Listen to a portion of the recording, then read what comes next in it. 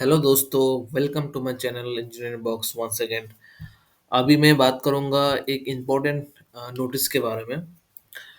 ये ICMR and IRT यानी central government का एक जॉब है। इसके अंदर असिस्टेंट एलडी, एलडीसी, यूडीसी इनका वैकेंसी निकला हुआ था।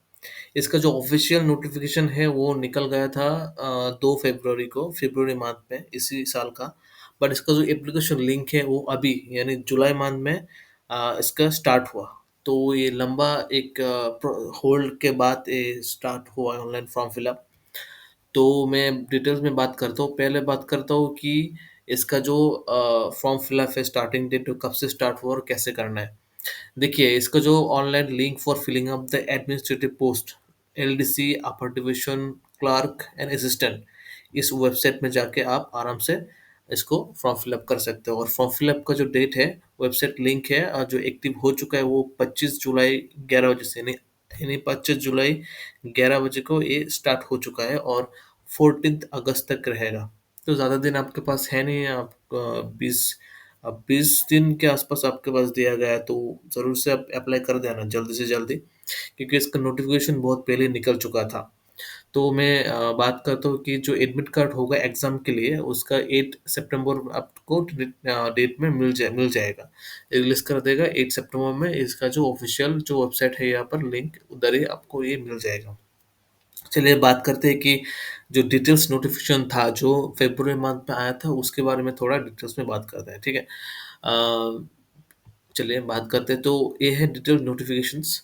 इस नोटिफिकेशन में मैं डिटेल्स में बात करने से पहले मैं एक रिक्वेस्ट करूंगा, आप मेरे चैनल को सब्सक्राइब जरूर कर देना। इस तरह का सा जो लेटेस्ट जॉब अपडेट्स है वो लाने में बहुत मेहनत होता है, बहुत मुश्किल लगता है। तो आप अगर सब्सक्राइब कर दोगे मेरे चैनल को और इस वीडियो को एक लाइक कर दोगे, तो मेरा खुद से मोटिवेशन होता है कि हाँ, आपके लिए भी थोड़ा बहुत और मेहनत करूँ। तो ज़रूर से मुझे इस चैनल को सब्सक्राइब कर देना। तो देखिए, ये जो नोटिफिकेशन आया है वो 17 फरवरी को आया है, यानी 5 महीना पहले आया, ठीक है। तो उसके अंदर देखिए, इसका कुछ लिंक वगैरह दिया नहीं था, बोला है कि बाद में प्रोवाइड करेगा। बट इसका जो वैकेंसी है, जैसे कि name of the post assistant, उसके अंदर ये जो वैकेंसी है वो ग्रुप बी का है, सेंट्रल गवर्नमेंट। इसका जो पे मैट्रिक्स है वो 6 of 7 CPC 35,400 लेके 1,12,400 तक है। और इसके अंदर जो एज लिमिट आपको दिया गया था वो 30 ईयर्स दिया गया था। बट जो टोटल पोस्ट है वो 5 पोस्ट यहाँ पर दिए गए थे, जिसके अंदर यूआर के लिए 4 वैकेंसी एंड ओबीसी के लिए 1 वैकेंसी था।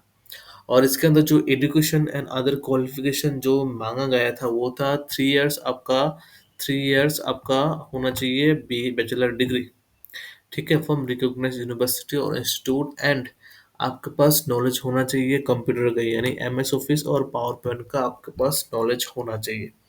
ये था एजुकेशनल क्वालिफिकेशन फॉर असिस्टेंट।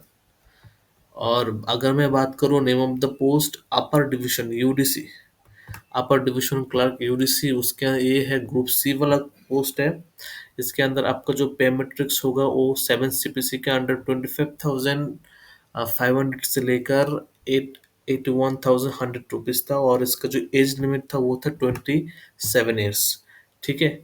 तो एक ही पोस्ट था इसके अंदर, पोस्ट आपका एक ही था, ज़्यादा नहीं था।